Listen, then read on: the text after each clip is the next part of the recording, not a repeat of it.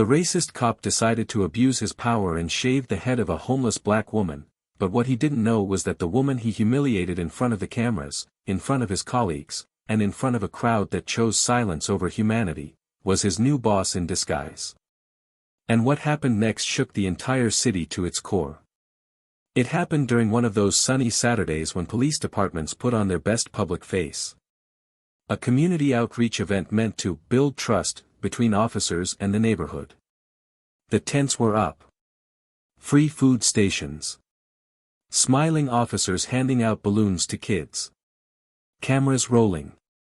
And right there, at the heart of the celebration, the department's so-called effort to connect with the vulnerable, a charity booth to assist people experiencing homelessness. But behind the smiles and performative kindness, not everyone wore their masks well. Some officers were still who they truly were beneath the badge, cruel, entitled, and quietly seething with hatred they didn't even bother to hide anymore. She was sitting quietly under the shade, cross-legged on the ground, a worn-out blanket around her shoulders, her eyes observing everything. Most just walked past her. Some dropped coins or a bottle of water. Others turned their noses, whispering about the smell or the danger she might represent. But one man didn't just walk by. He stared. Long and hard. Something in him twitched. Authority merged with ego. His chest swelled as he walked over, clearly annoyed she was even there. His smile was tight, condescending, the kind of smile you offer when you're pretending not to despise the person in front of you. And then it began. "You think this is a hotel?" he scoffed, crouching slightly, mockingly, like talking to a dog. "This ain't your house. You don't belong here. These people don't need to see trash like you while they're eating their hot dogs." She didn't speak. Just looked at him. Calm. Still. Unbothered. And that silence, it enraged him. "You ignoring me, now?" he snapped, grabbing the edge of her blanket and yanking it off, exposing her tangled hair and bruised arms. The crowd stirred, but no one moved. No one said a word. And the cameras? Still rolling. He turned to a fellow officer and laughed. "You know what this one needs," he said, reaching into the back of his utility belt, where he kept emergency supplies.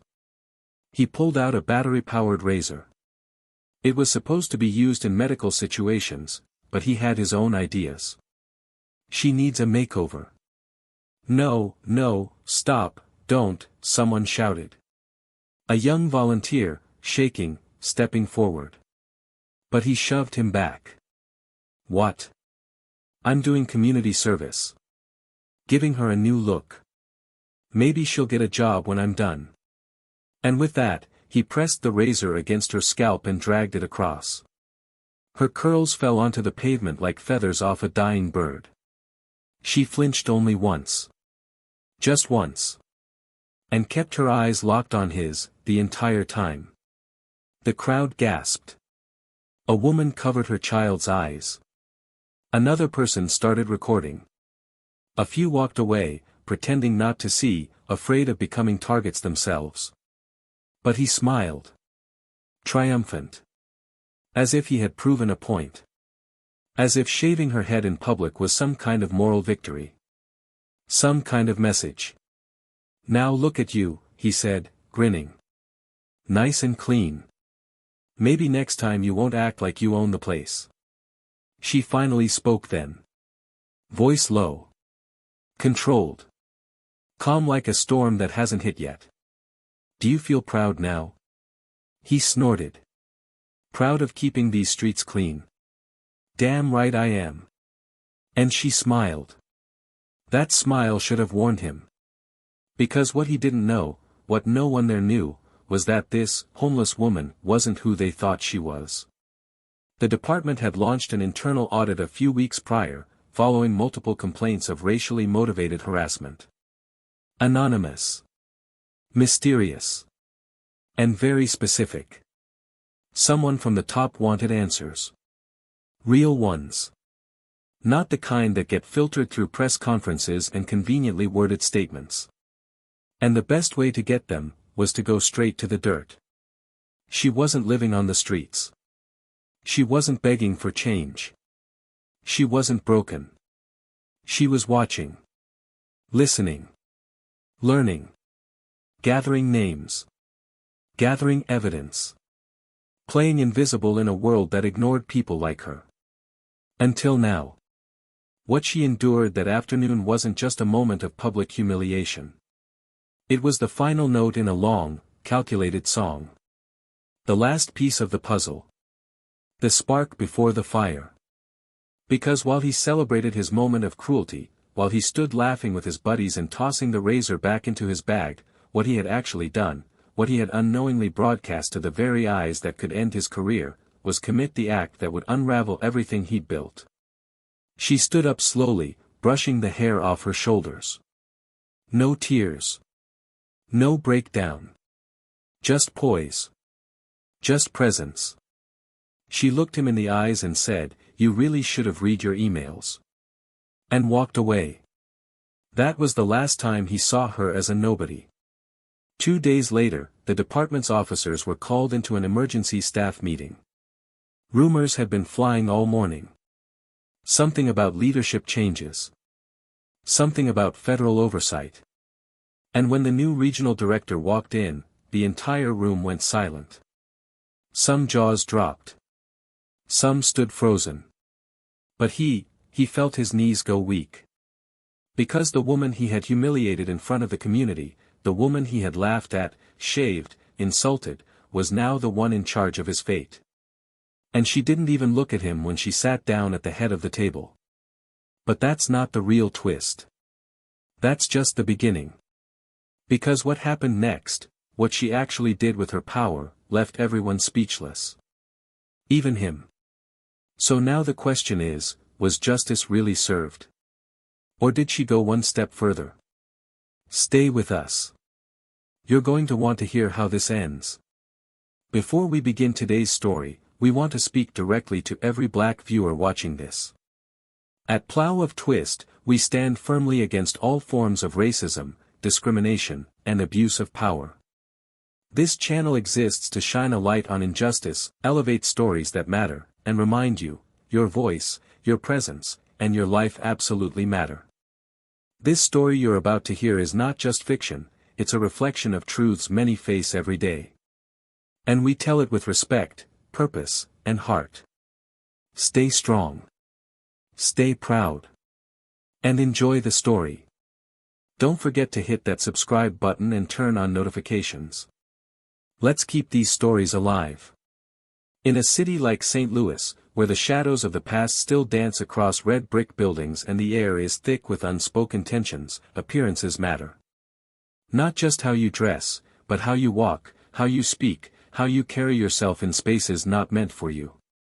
For some, it's a matter of social performance, for others, it's survival. And for Jordan Avery, it was both.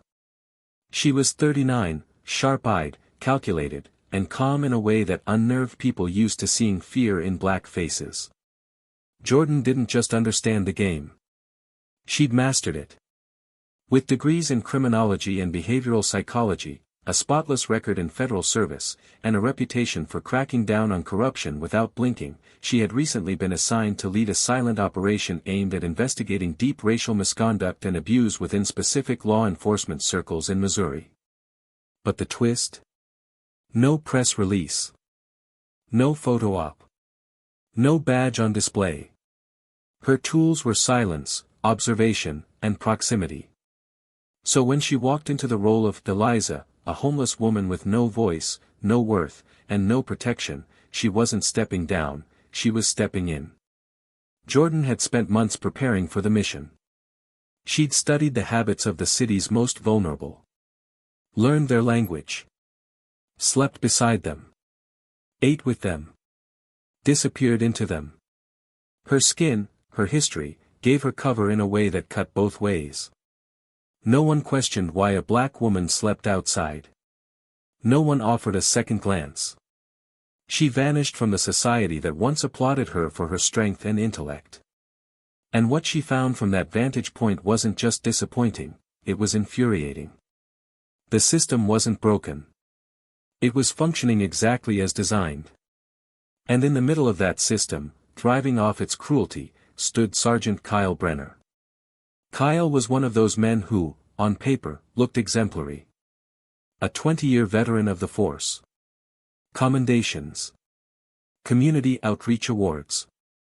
Appearances on local news giving safety tips before school started. But that paper didn't tell the full story. What it didn't capture was the way he talked down to black residents during traffic stops, or the thinly veiled sarcasm in his voice when dealing with black women asking for help. He knew where the cameras were. He knew how to smile in the right direction. But off-camera, he was a different man, one that operated with the cruel confidence of someone who had never been held accountable. Behind his charm, there was something festering. A deep belief in his own superiority.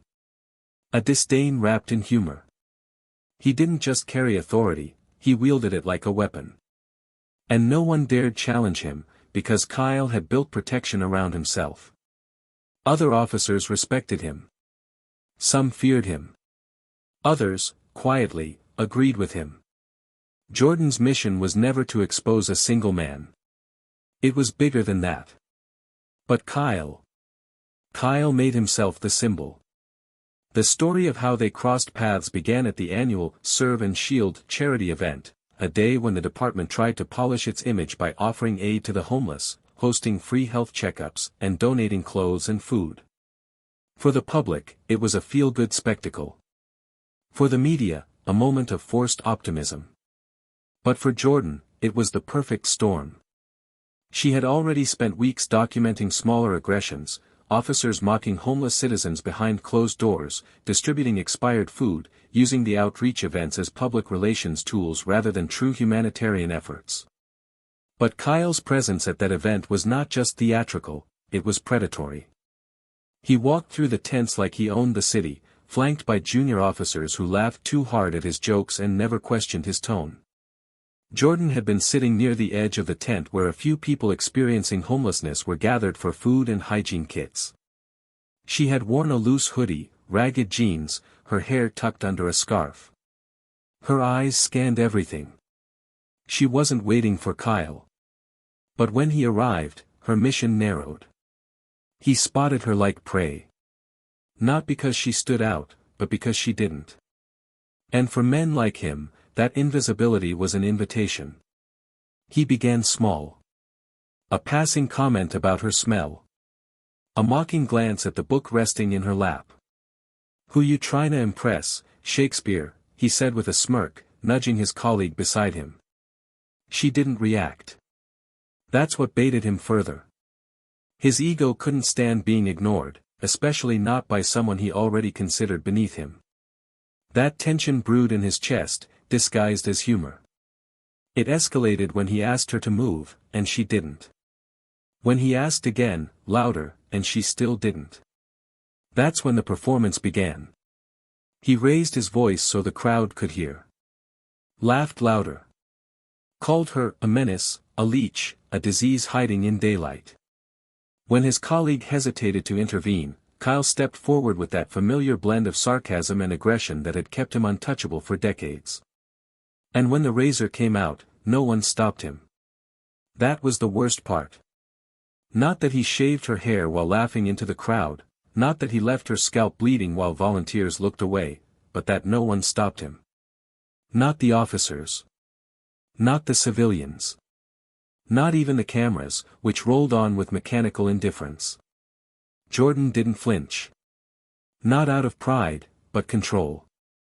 She knew who she was. She knew what this was.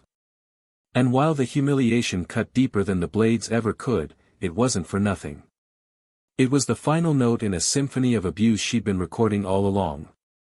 What the department didn't know, what Kyle would only discover when it was too late, was that every interaction had been catalogued. Every insult. Every shove. Every laugh. The truth was already in motion.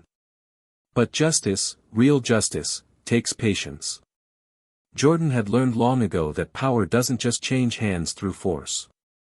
Sometimes, it walks quietly through the back door and sits at the head of the table. In the days after the event, Jordan returned to her small rented apartment, removed the prosthetics, the layers, the cover. She sat before the mirror and stared at her reflection, not just bald now, but changed. Not because Kyle had taken something from her, but because he had revealed himself in full. The mask was off, his, not hers. And the clock was ticking. The Board of Oversight had already been informed. Her full report, complete with video, testimonies, and patterns of conduct, had already been submitted. She wasn't waiting for permission to act. She was waiting for the right moment. Back at the precinct, Kyle was oblivious. He'd been congratulated for cleaning up the streets. His superiors hadn't yet reviewed the footage. They were too busy shaking hands and giving interviews. And Kyle? He was already back to his usual routine, leaning on the front desk, flirting with new hires, mocking people calling for help. He didn't think about the woman he shaved. He didn't even remember her name. To him, she wasn't a person. Just another forgettable shadow in a city that never looked closely. But the wind was changing. Quietly. Swiftly. And soon, Jordan Avery wouldn't be wearing rags. She'd be wearing the badge of the highest-ranking official in the department. And when that door opened, and he saw her sitting in the chair reserved for command, everything he thought he knew about power would collapse. But that day hadn't come yet. And until it did, the city kept breathing, unaware of the storm rising beneath its surface. Because justice doesn't always shout. Sometimes, it watches. And waits. Until it strikes. The morning after the charity event, the precinct buzzed with its usual noise, footsteps echoing down concrete hallways, clipped conversations about shift changes, the occasional laugh from the break room as someone cracked a tired joke to drown out the weight of what they saw daily. But beneath all that routine energy, something had shifted. No one noticed it yet. It was subtle, like the first tremor before the earthquake. Kyle Brenner, as usual, walked in with that swagger that carried him through every hallway like he owned the building. His uniform was sharp, sleeves rolled to show off the badge inked on his arm, the one he always said meant more than the one on his chest. He passed his usual circle, fist-bumping a rookie who idolized him, smirking at a detective who once tried to report his behavior and got reassigned to desk duty instead. No one challenged Kyle. No one had dared. Inside his office, he threw his gear on the desk and opened his locker, whistling, completely unaware that, just 2 floors above him, a classified briefing was being held. A temporary command room had been quietly installed by the Internal Oversight Board, and at the center of the room stood Jordan Avery, now clean-shaven, dressed in a tailored suit, every trace of Eliza stripped away. But the pain, the humiliation, the fury she carried from that day, it lingered in her spine, in her voice, in every deliberate movement she made. She stood in front of a team of investigators, analysts, and ethics supervisors, delivering the final phase of her case. Her words were calm, but sharp, slicing through every doubt, every hesitation. She pulled up the footage, Kyle shaving her head, the comments, the laughter from the officers around him. But it wasn't just the video.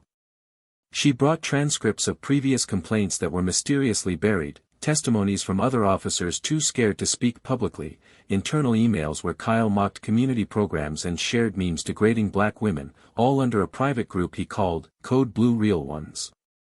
Every detail was accounted for. But Jordan didn't call for immediate discipline. Not yet. She wanted more than punishment, she wanted transformation. And for that, she needed the reveal to be public. Calculated. Irreversible. Later that afternoon, word began to spread that an external official was taking temporary leadership of the department. No names were shared. Kyle heard the whispers but dismissed them.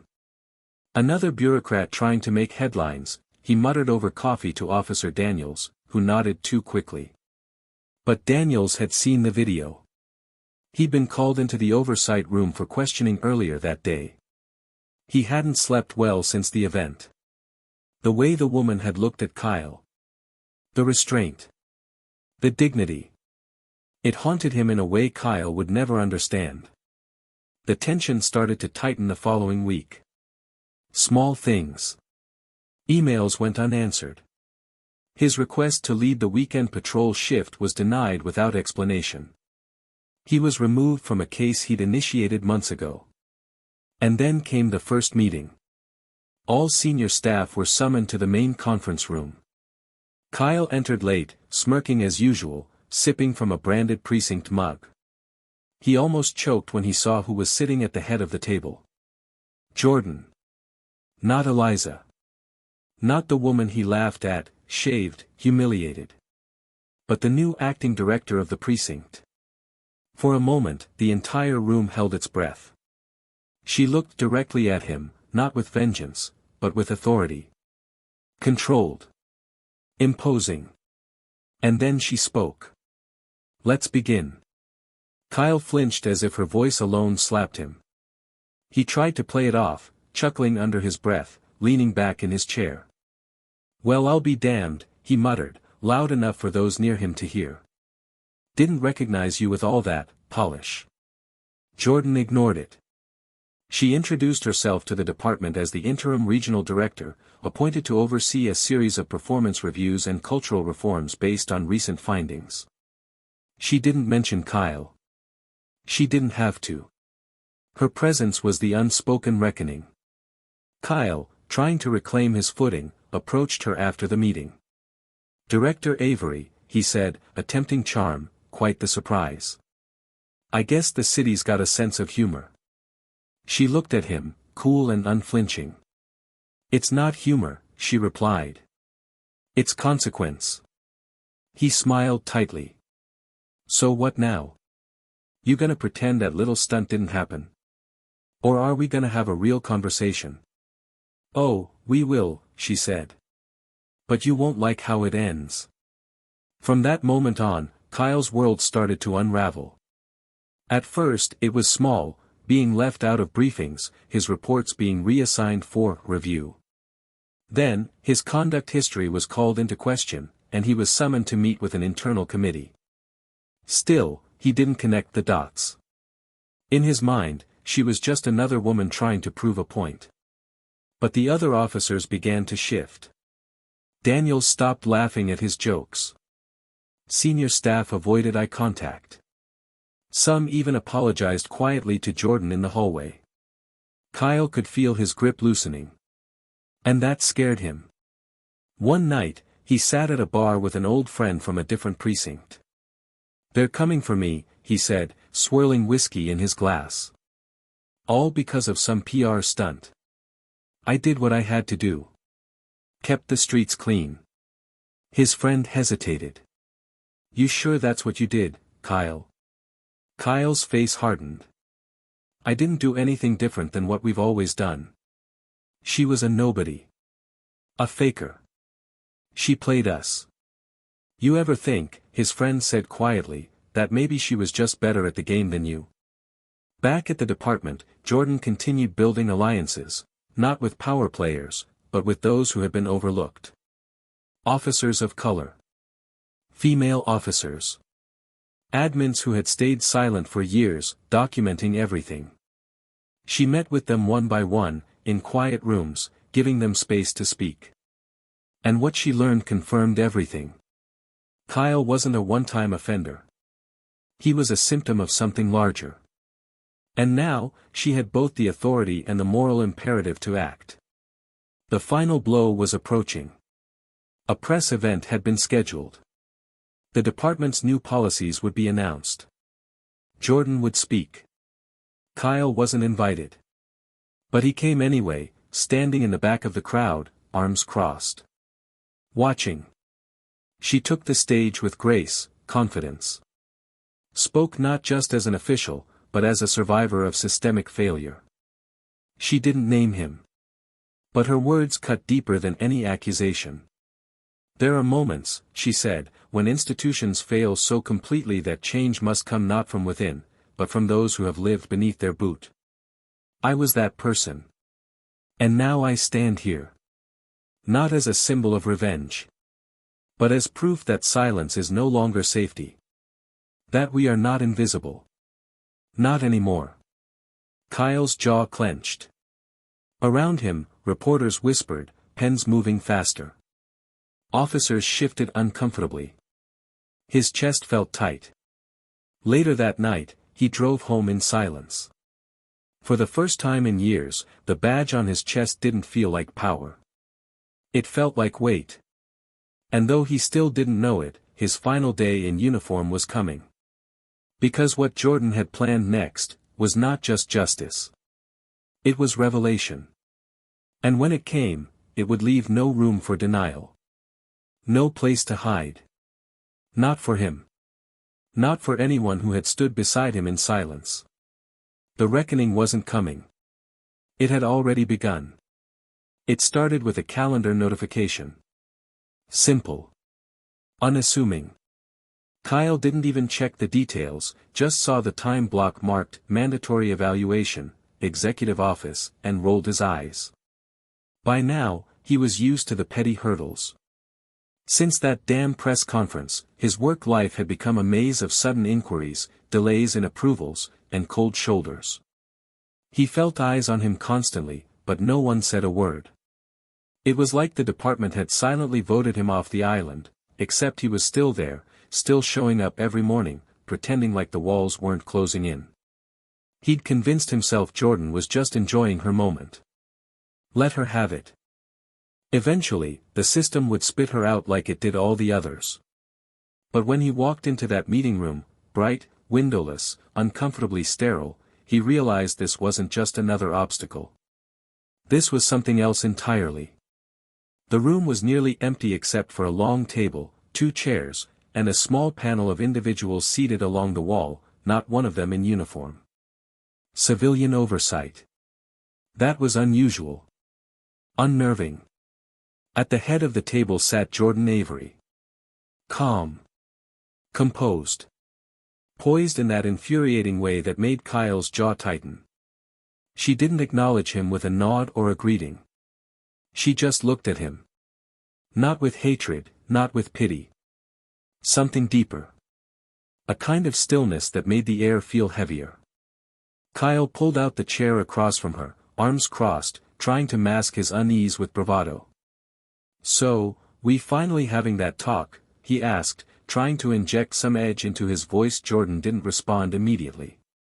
Instead, she leaned forward and opened a thick file in front of her. Pages, photos, transcripts. She tapped a pen against the cover once before speaking. "This isn't a conversation," she said. "It's a reckoning." Kyle blinked, forced a smirk. "You rehearsed that one in the mirror, huh?" She flipped the first page. The photo. Him, mid-laugh, holding the razor in the air. The crowd in the background. Her sitting on the ground, exposed, humiliated. He froze, the smirk twitching but not fully falling. She didn't look at him. She just began reading. Violation of Protocol 4A, misuse of department-issued equipment, public misconduct, verbal abuse, racially motivated behavior, obstruction of ethical review, falsified reports, and dereliction of duty. Each word dropped like a stone. Kyle scoffed, shaking his head. "You serious? That's what this is? You're gonna throw the book at me over some staged sob story? You played dress up, Avery. That's entrapment." Her eyes met his then, steady and unflinching. "You shaved my head in front of children," she said. "You mocked me, degraded me, assaulted me. Not because you knew who I was. But because you believed I was no one." He leaned forward. "I didn't know, you didn't care." Her voice cut through the room like a blade. One of the panel members shifted uncomfortably. Kyle opened his mouth to respond but nothing came out. For the first time, his confidence cracked, if only for a second. Jordan stood then, pacing slowly as she spoke, her voice steady but rising with each sentence. "You didn't care that people were watching. You didn't care who saw you laugh while you violated someone's dignity. You didn't care because this system has always protected you. And you believed it always would. She turned to face him directly. But I am the system now. The silence that followed was suffocating. Kyle looked around the room, searching for a familiar face, some hint of support. Nothing. Just stares. Judgment. A weight he wasn't used to carrying. I was just doing my job, he muttered, almost to himself. No, she snapped, you were doing what you thought the badge gave you permission to do. There's a difference. And now, you're going to be held accountable. Fully. Publicly. He stood abruptly, chair screeching against the floor. You don't get to destroy me over this. You think you're a hero? You think anyone out there gives a damn about your little performance? I don't need to be a hero, she said quietly. I just need to be the last person you ever do this to. For a moment, he stood there, breathing hard, fists clenched. Then, almost laughing, he shook his head. This is a setup, he barked, pointing at the panel. This whole thing, it's a damn witch hunt. You think I'm the problem? Look around. This place needs people like me. People who do the job no one else has the stomach for. Jordan stepped closer, her voice low, intimate, dangerous in its calm. You're right about one thing. This place needs people who have the stomach for hard work. But not for humiliation. Not for cruelty. Not for turning a badge into a weapon. We need people who know the weight of justice, not just the sound of power. Another silence. Then, she handed him an envelope. Inside, a letter of termination. Immediate. Irrevocable. With a list of pending civil charges and referrals to the state licensing board. His hands trembled. For a man who always thought he'd go out on his own terms, the finality of it hit like ice down his spine. What are you trying to prove? He asked, voice cracking under the weight. That no one, she said, is above the people they swore to protect. But she wasn't finished. She nodded to one of the panel members, who turned on the monitor beside them. Footage played. Not of the day he shaved her head, but of his past. Body cam clips. Complaints. Patterns. Cases that had been buried. Faces of victims. Statements from fellow officers. One after another. He watched himself, each moment undeniable. Each cruelty preserved. And then came the last clip. His own daughter. In a closed interview with Family Services. A quiet, tearful confession that she felt scared sometimes. That her father got angry easily. That she didn't like the way he talked about those people in the neighborhood. Kyle's knees buckled. Jordan didn't gloat. She didn't need to. Because the truth was no longer in her hands. It was everywhere now. He sank back into the chair, eyes glazed, as the room closed in around him. Everything he'd built was gone, not stolen, but revealed. He hadn't been betrayed. He'd been seen. And for the first time in his life, Kyle Brenner understood what it meant to be powerless. But even then, Jordan wasn't finished. Tomorrow morning, she said, there will be a citywide press briefing. You'll be there. You will stand beside me, not as a fellow officer, but as an example. And you will apologize. Not for the cameras. For them. He stared at her. I won't, he said flatly. Yes, you will, she said, walking to the door.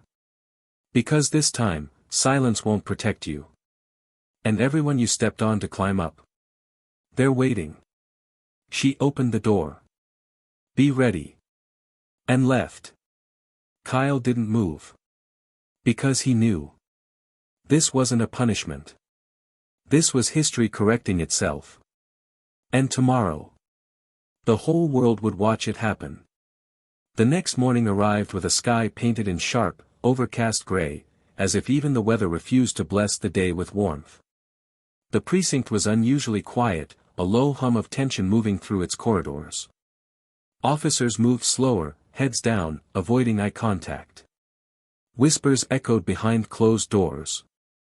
No one dared say his name aloud, but everyone knew. At exactly 8 a.m., a black car pulled up to the side entrance, and Kyle Brenner stepped out. Gone was the confidence that had once trailed him like a shadow. His uniform was gone too. In its place, a plain button-up shirt tucked too tightly into slacks that no longer sat right on his body. He looked smaller now. Deflated. As if someone had reached into him and taken everything that made him feel like himself.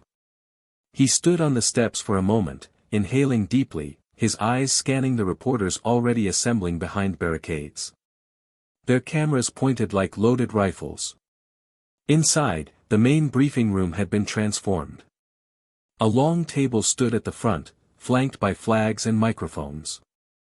Members of the press, community leaders, and victims' rights advocates filled the rows. At the center of it all was Jordan Avery.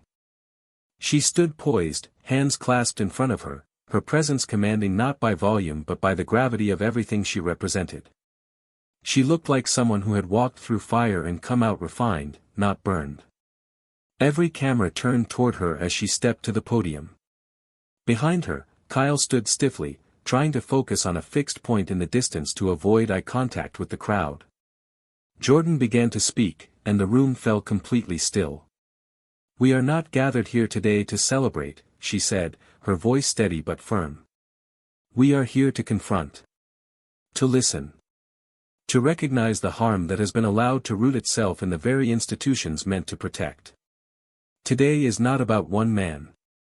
It is about a system. A pattern. A truth too long ignored." She didn't look back at Kyle, but everyone else did. He shifted uncomfortably under the weight of their gaze. Jordan continued. "There are names we will never know. Faces lost to silence. But we start here. With this room. With this reckoning. Mr. Brenner will now address you.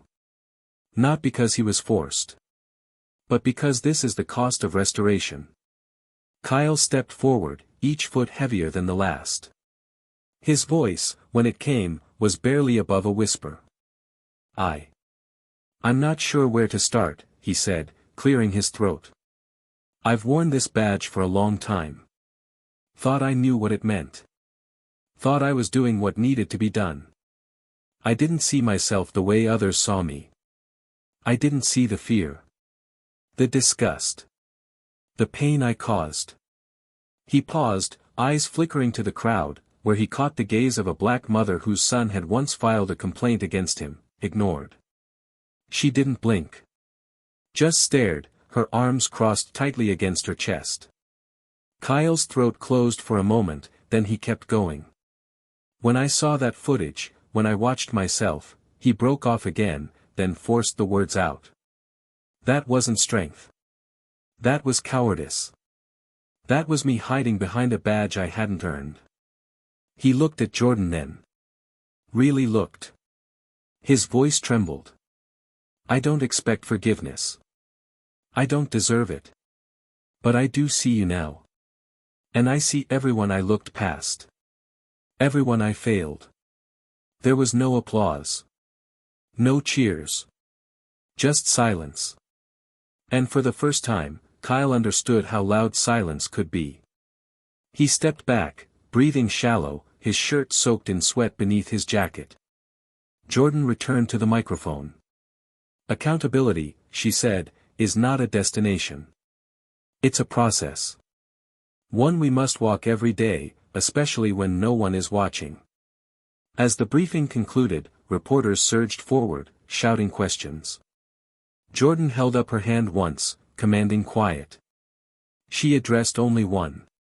"To the people asking what happens next," she said, "the answer is simple. We rebuild. Brick by brick. But not over the voices we silenced. We rebuild with them." Afterward, as the crowd dispersed, Kyle remained seated in the side hallway. He watched from behind the curtain as Jordan spoke privately with community leaders, her tone firm yet respectful. Every person who approached her left with a look of visible relief, as if a burden had been lifted, if only slightly. Kyle knew he didn't belong in that space anymore. But as he stood to leave, Jordan appeared behind him. They stood face to face, no cameras, no audience, just raw presence. "Why did you do it?" he asked suddenly, voice low. "Why go through all that? Why not just file a complaint and let the system handle it?" She looked at him, eyes calm but unwavering. "Because I already tried the system," she said. "And people like you made sure it never listened." He swallowed hard. "I didn't mean to become this," he said, not even sure if he believed himself. "That's the problem," she replied. "You didn't mean to, but you did. And so did the people who protected you. That's why this can't be about intentions anymore. It has to be about impact." He nodded slowly, unable to meet her gaze now. "I lost everything," he whispered. "No," she said. "You were never supposed to have it in the first place." She didn't say it with malice. Just clarity. He watched her walk away, her footsteps steady, each one closing a chapter that had started long before either of them wore badges. Later that day, the footage from the press briefing went viral. Across news stations, social media, and radio, the city buzzed with the story. Not just of Jordan Avery and the man she brought down, but of what it meant for a city to finally look in the mirror. In barbershops, in schoolrooms, in kitchen tables across St. Louis, people spoke her name. And not as a victim. As a force. As a reminder. And in a small apartment, Jordan sat on her couch, bare-faced, quiet, watching the sunset bleed orange across the skyline. Her phone buzzed with messages she didn't check. Her face was tired, but peaceful. She hadn't done this for glory. She hadn't done it for revenge. She had done it because someone had to. And now, for the first time in a long time, the city could breathe a little differently. Because the silence had been broken. And justice had finally spoken back. The days following the press conference unfolded like slow-motion tremors, quiet on the surface, but deeply shifting the terrain beneath everyone's feet. The city didn't erupt. It simmered. News outlets dissected the footage from every angle, not just Jordan's address but the trembling confession of Kyle Brenner, his words rewound and analyzed for sincerity. Public forums lit up with voices both praising and questioning the spectacle of accountability. Some hailed it as a long-overdue reckoning, the start of genuine reform. Others wondered whether public humiliation, even for someone guilty of so much, was justice or vengeance dressed in civility. Jordan didn't respond to the speculation. She returned to work the next day as she had promised, sleeves rolled, clipboard in hand, walking the halls of the precinct, not as a figurehead, but as someone rebuilding brick by brick. Inside the department, things were not the same. The silence that had once protected men like Kyle had fractured. Officers who turned their backs before now sat through diversity workshops without whispering behind their hands. Younger recruits who had once mimicked his mannerisms watched with uneasy eyes, unsure whether to let go of the example he had set or double down on their own biases. Jordan met with every division, not to grandstand but to listen. She asked hard questions. She didn't accept empty gestures. Her presence alone reminded them that nothing was hidden anymore. Yet beneath all of it, she carried a quiet weight. Not regret, but burden. Because beneath the public victory, a private conflict had begun to take root inside her. One she hadn't expected. It started when she received the first letter. A small envelope slid under her door. No name, no signature. Just a few lines, scribbled in unsteady handwriting. He was cruel. But he's still human. If we dehumanize him, how are we different? Jordan read it twice, folded it, and placed it in the back of her drawer. She wanted to dismiss it. To label it naive. But the words haunted her. They were followed by others, emails from officers who had known Kyle for years. Not defending his actions, but wrestling with what it meant to have admired a man who turned out to be so deeply flawed. A young officer named Raina asked to speak with her privately. Jordan met her in the break room, mid-afternoon, coffee between them. I don't know where the line is anymore, Raina admitted. I joined this department because I believed we could help people. But I looked up to him. I laughed at his jokes. I thought that was just how things were. Jordan listened, nodding slowly. And now, she asked. Now I feel like a fraud, Raina said. Like I've been part of something I didn't even understand. And I don't know if I'm still the good guy in the story. Jordan leaned back, studying her for a moment before responding. Being a good person doesn't mean you never got it wrong, she said. It means you face the truth when you do. And you change. That's where integrity starts. Raina looked down, hands trembling slightly. I just wish I'd seen it sooner. We all wish that about something, Jordan said softly. The conversation stayed with her. That night, she sat in her apartment surrounded by case files, trying to concentrate, but the letters and confessions played over and over in her mind. She wasn't angry at them. She was disturbed by the realization that justice was never as clean as people wanted it to be. There were no perfect heroes, no villains untouched by humanity. Even Kyle, for all his cruelty, had moments that complicated the narrative.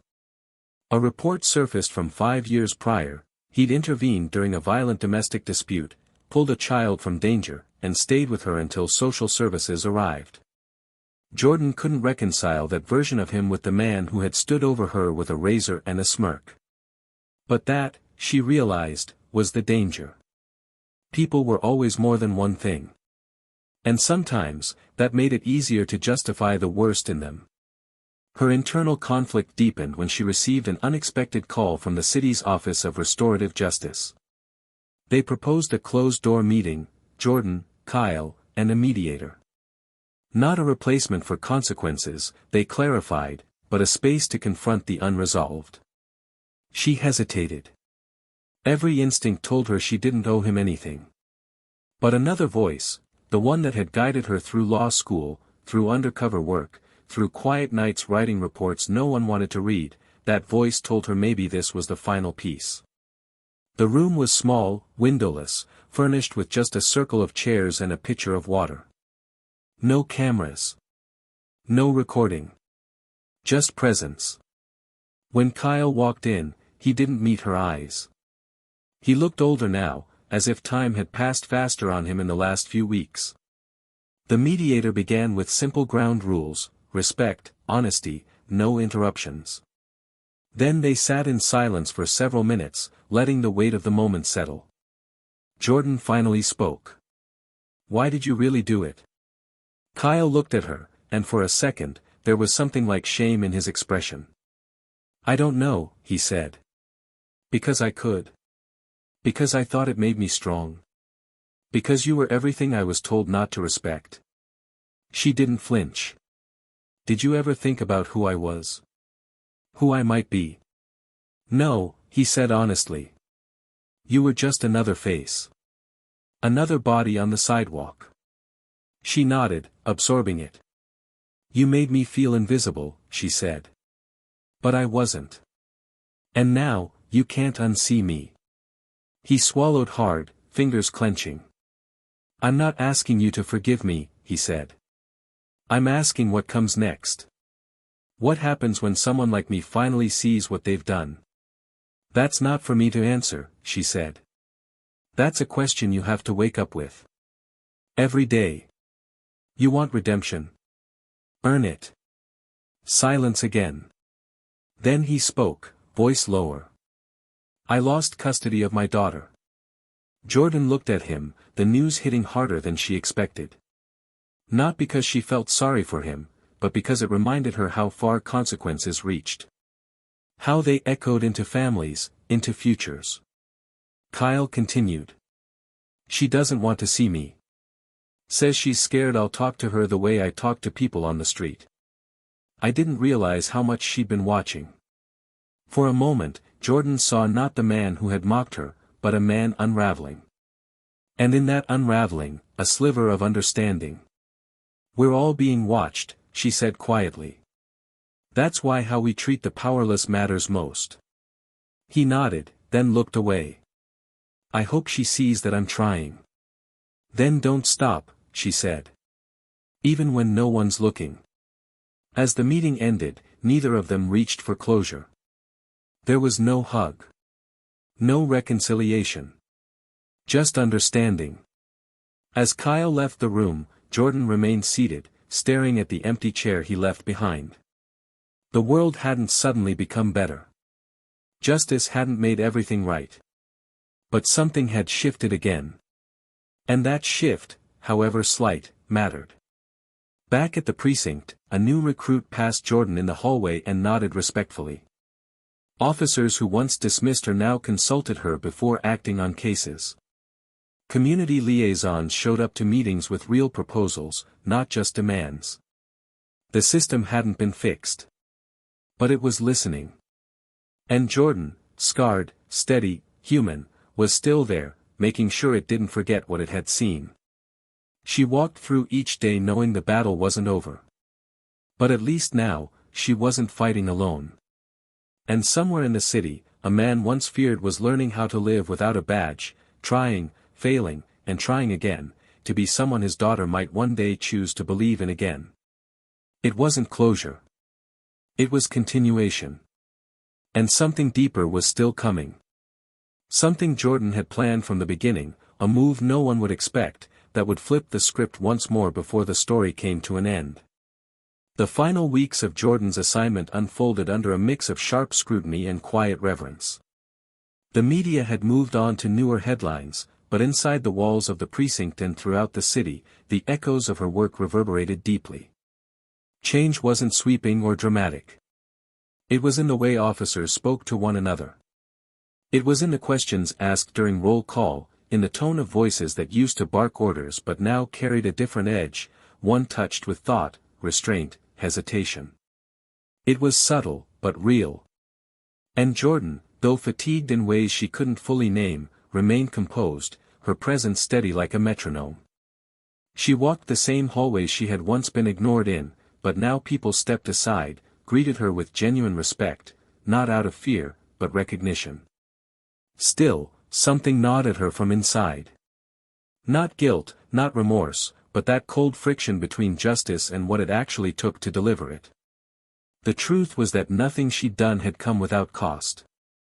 And some debts remained unsettled. Late one afternoon, as the orange light of sunset poured through the windows of her corner office, Jordan received a visitor she didn't expect. Officer Reyna stood in the doorway, not in uniform, her eyes hesitant, but determined. Jordan motioned for her to sit, and the silence between them settled like dust before Reyna finally spoke. She admitted she had been avoiding her own reflection since the press conference, feeling like she no longer knew who she was within the badge. She talked about the moment she saw Kyle at the podium, and how conflicted it made her feel. There was a part of her that wanted to see him destroyed for what he did, but another part that remembered the man who once pulled her aside after a rough call and told her to trust her instincts more than the protocol. That man wasn't the same one who hurt Jordan. But they were the same body. The same mouth. The same hands. And she didn't know what to do with that duality. Jordan listened without interrupting, nodding slowly, her face soft but unreadable. When Reyna finished, she asked, "Do you believe he's trying to change?" Reyna shrugged, her voice trembling slightly. "I don't know. I think he wants to, but I don't know if that's enough." Jordan leaned back, her eyes drifting toward the window. "Trying matters," she said. "But trying doesn't erase damage. It doesn't undo harm. It doesn't make trust automatic. The question isn't whether he can be different. It's whether we let that question distract us from protecting the people who were hurt in the first place." Reyna nodded, tears welling up, but she didn't let them fall.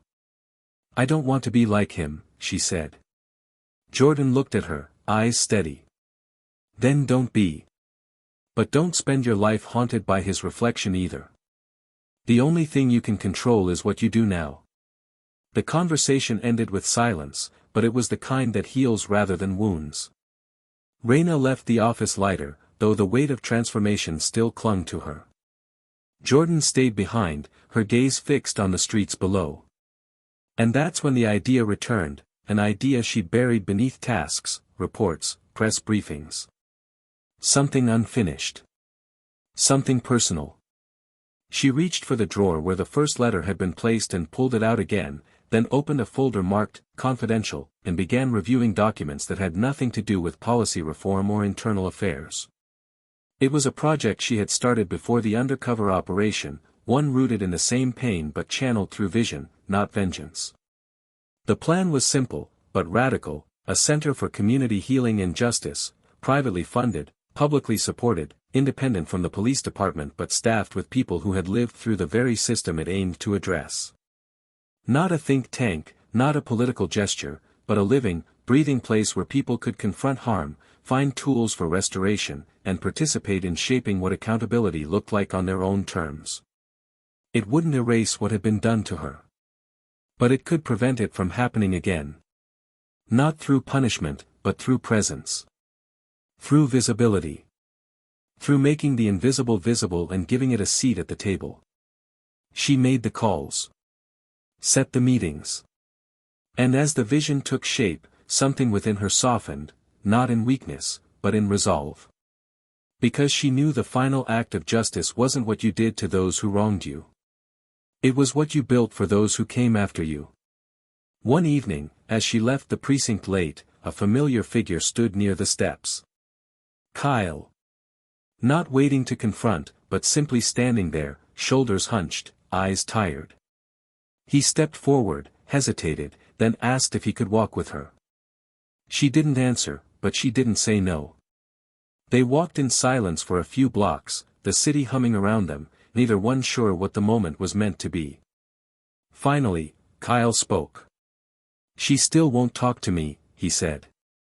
"My daughter. Every time I reach out, it's just silence." Jordan didn't respond at first.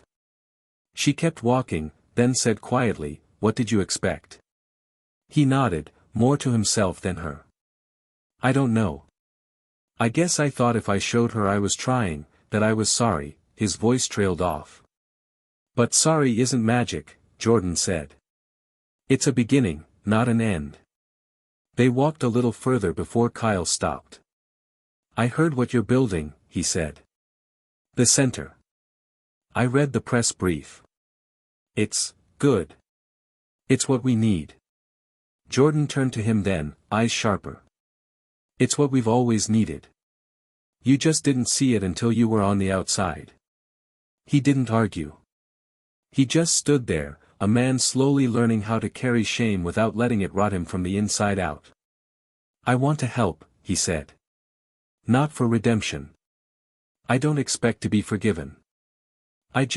If there's any way I can show up differently, even if no one sees it, I want to." Jordan studied him for a long moment, then replied. "This place isn't about you. If you show up, it won't be as an officer. Or a victim.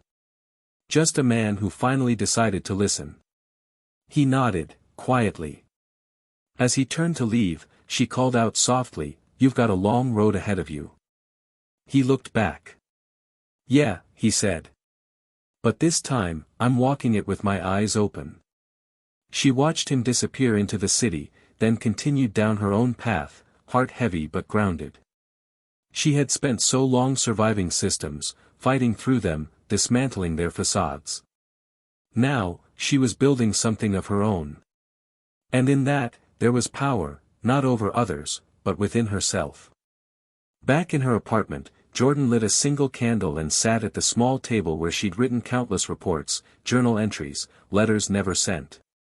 She opened a fresh notebook and wrote one sentence at the top of the page: "What does justice feel like when no one is watching?" She didn't know the answer yet. But she would find it. And when she did, it wouldn't be hers alone. It would belong to everyone still fighting to be seen. Weeks passed, and the rhythm of the city settled into a new, unfamiliar pattern, one defined not by abrupt disruption, but by slow, deliberate shifts.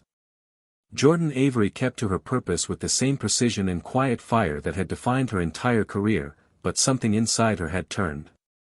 Not broken, not tired, just deeper. More connected to the weight of everything she'd unearthed and the people who now looked to her not just as a symbol of justice, but as a guide through the thick fog that still clung to their lives. The Community Center for Restorative Justice, which she'd once imagined only in sketches and restless dreams, was no longer a concept, it was alive. Construction crews moved daily across the site, volunteers painted the first walls, and architects stood side by side with activists, survivors, and even retired officers who had once given up hope that anything in this city could be truly rebuilt. It was happening. But as the walls rose, so did the questions that haunted her when the world grew quiet. Was this enough? Could systems of harm really be transformed into structures of healing? And more urgently, could she keep carrying the stories that now filled her office, her inbox, her hands? One afternoon, Jordan sat with Grace, an older black woman whose son had died during a police altercation 10 years earlier. The case had been closed, the department had paid a settlement, and the officers involved had retired without ever facing charges. Grace had lived quietly ever since, avoiding the spotlight, refusing interviews. But now, she sat across from Jordan in the nearly finished center, hands folded around a photo of her boy, her voice barely a whisper. She didn't want justice anymore, she said. Not the kind people put on headlines. She wanted truth. She wanted her son's name to be more than a file buried in archives. Jordan held her hand and listened, not just to the words, but to the silence between them, the years of being ignored, the grief calcified into resignation. That night, Jordan called the archives team and began the process of reopening a review. Not because she promised an outcome, but because she understood the difference it made when someone with power said, "I believe you," and meant it. These acts, small in the eyes of institutions but enormous in the lives of those affected, began to accumulate like weight on Jordan's shoulders. She rarely spoke of it aloud. Not even to her closest circle. But the emotional toll of witnessing, absorbing, and fighting for so many other stories began to leave a shadow under her eyes and a weariness in her steps. Still, she pressed forward. One day, as she stood in front of a classroom full of cadets, young faces still untouched by the cruelty of the world they were about to enter, she asked a question that stopped the room. What will you do when you see your colleague do harm? Silence. No one wanted to be the first to answer. Then a young man in the back raised his hand, his voice unsure but sincere. I'll report it, he said. Jordan walked toward him, slowly. What if it's your partner? What if the report means losing your job? The cadet hesitated. I'd still do it, he replied. Jordan looked at him for a long moment, then turned to the class. That's the badge, she said. Not the one you wear. The one you prove. Every single day. After class, one of the female cadets stayed behind. Her name was Tasha, and her voice trembled as she admitted she had been afraid to join the force. Her brother had been arrested years ago during a wrongful raid. She watched her family suffer, and now she wanted to fix things from the inside, but she feared being seen as a traitor on both sides. You're not a traitor, Jordan said softly. You're a bridge. And it's the hardest role of all. Because you carry two truths that hate each other. Tasha asked how she handled it, how she stayed strong when everything tried to break her. I don't, Jordan replied honestly. Some days I don't. I cry in my car. I stare at the ceiling at night and wonder if I've made a dent in anything. But then I remember there's a little girl somewhere watching me, just like I used to watch women who looked like me. And if I disappear, she'll think she has to too. Their conversation stretched well into the evening, the sun setting over the city in a haze of fire and dust. And in that moment, Jordan realized that legacy wasn't measured by victory, it was measured by the courage to continue. Even when no one was clapping. Even when the enemy wasn't just out there, but creeping into your own doubts. Days later, the community center held its soft opening. Families came. Survivors came. Former officers came. And Kyle came too, quietly, without fanfare, dressed in plain clothes, standing at the back of the crowd with his hands clasped in front of him. He didn't ask for recognition. He didn't make a speech. He spent the entire day handing out water, helping older guests find chairs, and listening to the panels without interruption. Jordan saw him. She nodded once. That was all. A silent acknowledgement of his presence, nothing more. That night, she found a note left on her desk. Thank you for letting me try. I'll keep doing the work, even if no one notices. Especially then. The word struck something in her. Not forgiveness. But humanity. And that humanity mattered now more than ever. The center quickly became more than just a building. It became a hub for impossible conversations. Mothers met officers who once ignored their cries. Youth groups shared poetry beside former gang members. Victims of police violence sat with policymakers and asked questions that had no clean answers. And slowly, something shifted, not just in policy or programs, but in the air. In the way people looked at one another. In the fact that pain was no longer hidden but shared. Not glamorized. Not dismissed. Just held. One evening, Jordan received a visit from Maya, a teenage girl who had seen the video of her on the news months before and decided to write her college application essay about it. Maya stood nervously in the center's library, holding a crumpled sheet of paper, eyes wide with admiration and anxiety. You probably get stuff like this all the time, she said quickly, but your story made me want to study law. I want to do what you do. Not exactly like you. But like, fight. Jordan sat with her for over an hour. They talked about Maya's dreams, about the fears she had of not being taken seriously, of being dismissed because of where she came from and how she looked. Jordan shared pieces of her own journey, the small humiliations, the quiet triumphs, the betrayals, and the surprises. And at the end, she told Maya something no one had ever told her at that age. You don't have to be fearless to make change. You just have to be stubborn enough not to leave when things get hard. Maya smiled, eyes glassy with hope, and Jordan felt something shift inside her again. A sense of peace, not because the world was healed, but because she had helped someone else believe it could be. Later that night, as she walked through the quiet halls of the center, Jordan paused in front of a photo installation. Dozens of faces lined the wall, people who had spoken, testified, healed inside these walls. At the center was a mirror. The plaque below it read, "Justice lives where truth is faced, even when it hurts." Especially then. She stared at her own reflection, exhausted but rooted, and whispered to herself, it was worth it. Not because everything was perfect. But because for once, it wasn't invisible. And in that space between harm and healing, she had built something no one could take away. Something that would stand long after her name was forgotten. Something that proved change is slow, painful, and often thankless. But possible. Always possible. In the final stretch of her tenure before transitioning fully into the leadership of the community center, Jordan received an invitation that she didn't expect but understood immediately. It was from the mayor's office, requesting her presence at a private council meeting to discuss the potential integration of her restorative model into other departments statewide. Her name had become more than a badge of courage. It had become synonymous with transformation. She entered the marble hall of city government not as a guest to be honored, but as a voice too powerful to be ignored. They asked for her insight. They didn't dictate terms. And when they offered her a permanent governmental role, she thanked them but declined. Her place wasn't in political boardrooms. It was with the people. She'd made that clear the day she turned down the first television deal. Impact, for her, was never about lights or airtime. It was about eye contact. Space. Truth.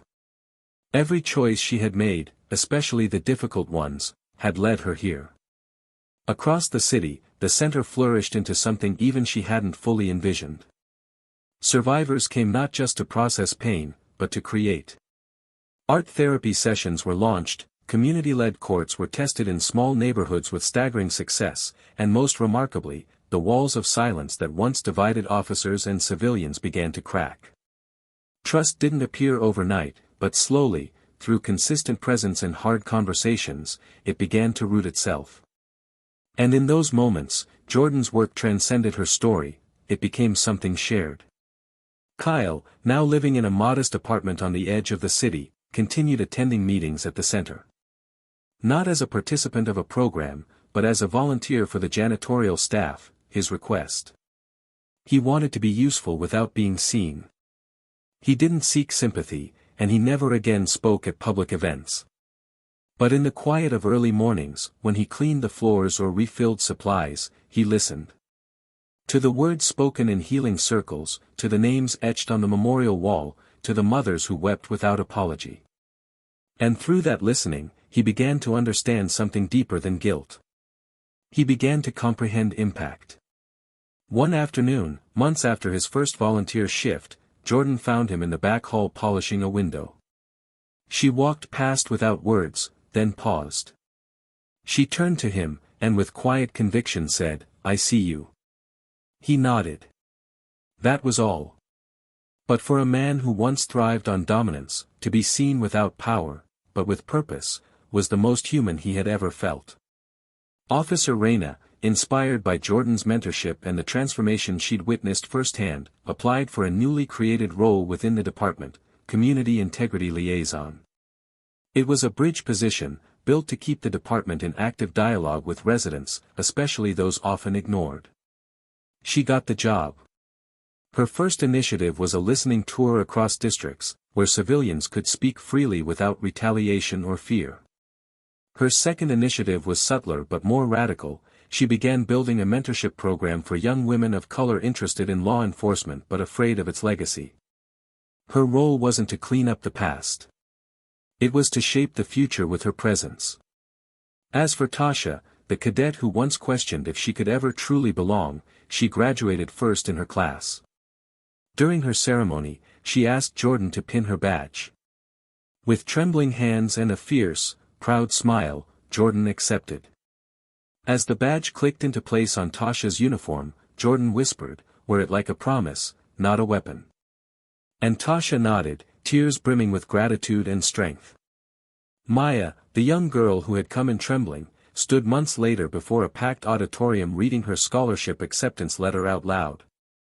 She had been accepted into a pre-law program and had dedicated her essay to Jordan, calling her proof that survival doesn't have to be silent.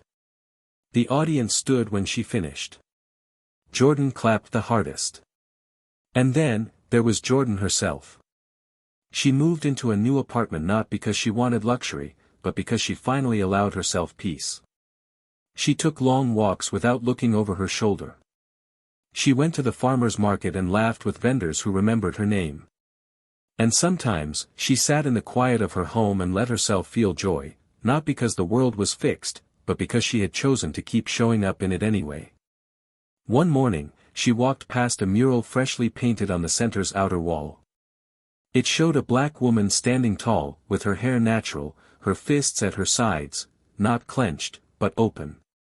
Behind her, faces of many, some lost, some living, stretching into a city skyline. Above it, the words, "We are the ones we've been waiting for." Jordan stood there for a long time, letting the sun warm her face, letting the truth of that statement settle inside her. Not as an ending, but as a beginning she had fought to make possible. And now, it's your turn, listener. What does justice really look like to you? Is it punishment? Is it silence? Is it revenge dressed as accountability? Or is it the bravery to rebuild with the same hands that were once broken? Jordan's story isn't about perfection. It's about choosing to stay human in a system that forgets how to see people. It's about reclaiming power not by force, but by refusing to disappear. It's about asking the hard questions, especially when the answers come wrapped in discomfort. So now we ask you, how will you show up in your community? What silence will you break? What truth will you carry forward? If this story moved you, challenged you, or made you reflect, don't keep it to yourself. Share it. Talk about it. And most importantly, carry its message into your own actions. The world doesn't need more perfection. It needs more presence. And if you want to hear more stories like this, stories that twist, surprise, and stay with you, subscribe now to Tales of Twist. Hit that like button, leave us a comment with your thoughts, and let us know how this story touched your heart. We'll be here, bringing you the stories that matter, one twist at a time.